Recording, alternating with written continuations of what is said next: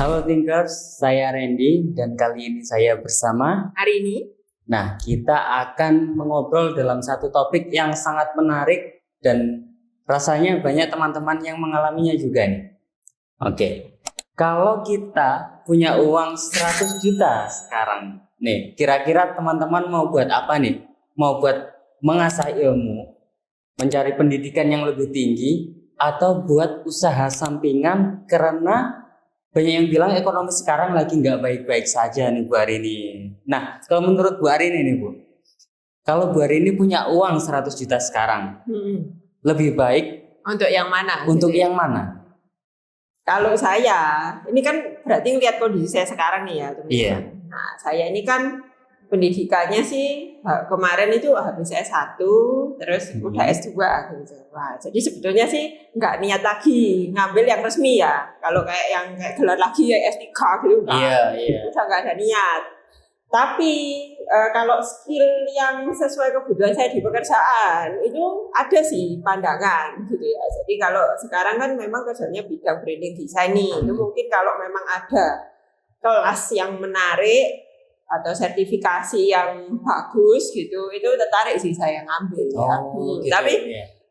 Terus kalau melihat itu karena bukan kuliah nih, berarti kan nggak mungkin nih habis 100 jutanya, ya kan? Paling kalau sertifikasi gitu kan biayanya berapa gitu. Berarti ya sisanya harusnya memang bisa investasi ke pengembangan pekerjaan yang saat ini. Saya sendiri itu sudah mengalami gagal wirausaha itu dua macam, bidang jasa itu pernah gagal, terus habis itu di bidang barang juga pernah, kayak dagang barang juga pernah gitu. Dan salah satu yang saya butuhkan kalau saya itu memang kolaborasi dengan orang yang tepat.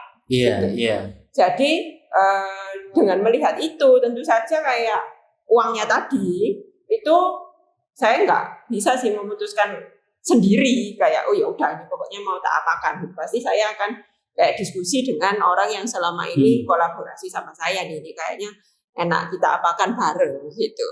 Oke, terima kasih Bu Arini. Jadi tadi saya tertariknya di 2 poin penting nih Bu Arini. Yang pertama, Bu Arini tahu semua itu berarti dari pengalaman. Dari pengalaman. Pasti dari pengalaman. Nah, yang kedua karena ini posisinya sudah memiliki gelar S2 ya Bu Arini ya.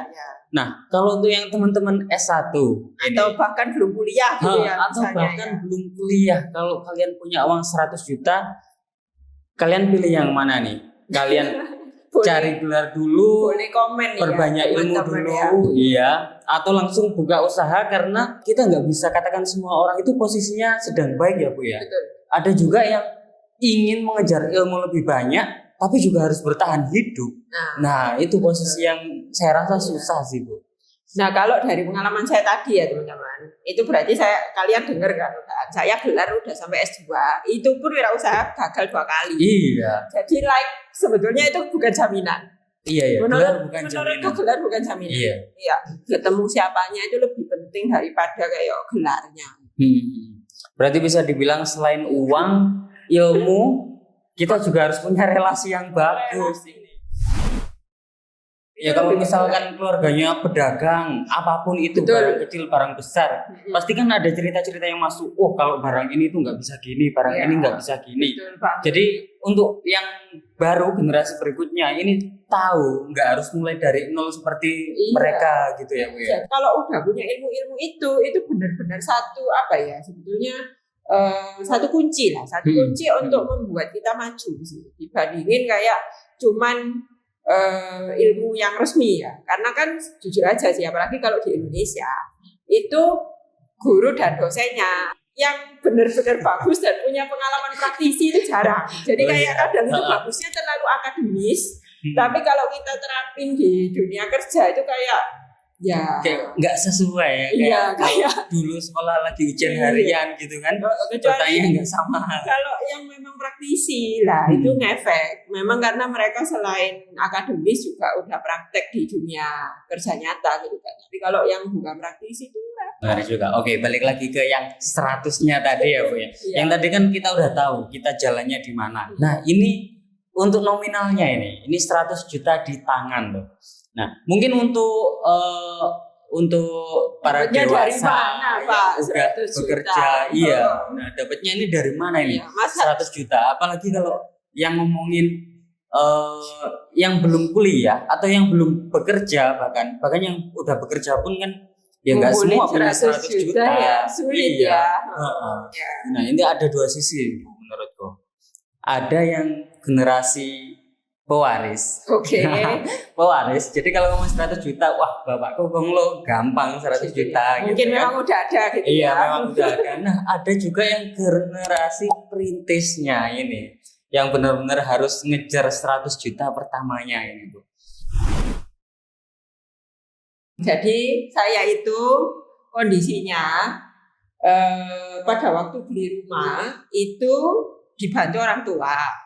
Jadi saya bukan KPR ke bank. Jadi pada waktu saya dapat 100 juta pertama saya itu kayak gak bisa diomong 100 karena itu langsung dibuat bayar utang itu tadi. Bertahap, itu bertahap. Iya. Ya kalau di total bisa, tapi nggak yang syarat langsung utuh gitu ya. Iya. Jadi kayak akhirnya kan dibuat bayar utang dulu itu karena ya orang tua juga ngomong wes pokoknya sebelum harga rumah tambah naik mesti nyicil rumah. Wah iya ya Bu ya, kalau ngomongin tahun ke tahun gitu ini kan. kan pasti beda ya Bu, 100 juta sekarang Nah, sama 10 Betul. tahun lagi gitu ya Bu ya. Betul. Jadi kalau misalnya kita ngomong 1 juta nilai sekarang tapi kita berhasil mengumpulkan tabungan segitu baru 10 tahun lagi ya agak nilainya udah beda gitu ya. Kita nggak tahu inflasinya gimana 10 tahun lagi. Iya juga sih Bu ya, belum Nah, tahu ke depannya gimana. Jadi ya. sebetulnya teman-teman jangan nunggu nominal tertentu untuk memulai. Kalau dipikir buat 100 juta, misalkan nabung gitu, masih butuh 5 tahun. Iya, 5 tahun katakanlah gaji UMK gitu Iya, ya. gitu. Itu 5 tahun minimal 5 tahun gitu ya. 5 tahun belum lagi kalau pengen sebelah, pengen apa, nggak Iya. kumpul nanti. Terus kalau udah ada keluarga Iya. gitu kan, karena ada tabungan juga. Jadi ya menurut yang penting ya teman-teman jangan menunggu sih. Kamu memang harus mikir kayak kedepannya supaya bisa berkembang harus gimana sih gitu. Nah, apakah itu kamu milih lebih ke skill atau milih langsung nyoba terjun bla bla bla, nggak masalah. Tapi ya itu harus dipikir dan direncanakan. Jadi begitu dananya memang tabungannya udah cukup untuk itu ya langsung dicoba. Gitu. Oke. Jadi kalau teman-teman nih lagi punya 100 juta, ini Atau bahkan belum 100 juta atau ya. bahkan belum 100 juta. Jadi jangan membuang-buang waktu ya, Bu. Langsung saja gas, sikat. Kalau nanti jatuh, ya berdiri lagi. Iya, sebetulnya siapa sih yang nggak pernah jatuh? Iya, siapa juga yang nggak pernah jatuh Iya. pasti mengalami kendala lah di tengah jalan. Nah, kalau posisinya teman-teman ini udah punya 100 juta nih, kira-kira kalau dibagi berapa persen untuk teman-teman ini upskill, atau berapa persen untuk teman-teman ini buka usaha sampingan, atau berapa persen yang harus disimpan apabila ada kebutuhan yang mendesak, misalkan dari buah ini bagaimana tips untuk teman-teman?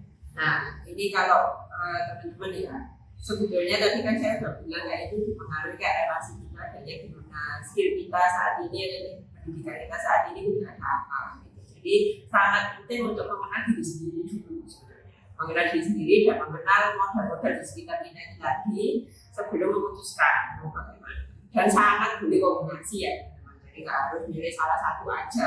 Fokusnya di skill talk atau fokusnya di side hustle talk itu sangat bisa dikombinasikan dan nggak perlu nunggu 100 juta tadi ya. Begitu ada dan sudah langsung jos asal memang sesuai dengan skill kita, potensi kita dan potensi orang-orang yang ada di sekitar kita. Planningnya harus benar-benar matang. Iya, planningnya itu kan bisa dimulai tanpa duit. Jadi sekarang pun langsung mulai bisa. Begitu uangnya ada langsung jos. Oke, Binters. Buat kalian yang udah punya 100 juta ini, kalian mau apa? Komen-komen di bawah ya. Thank you.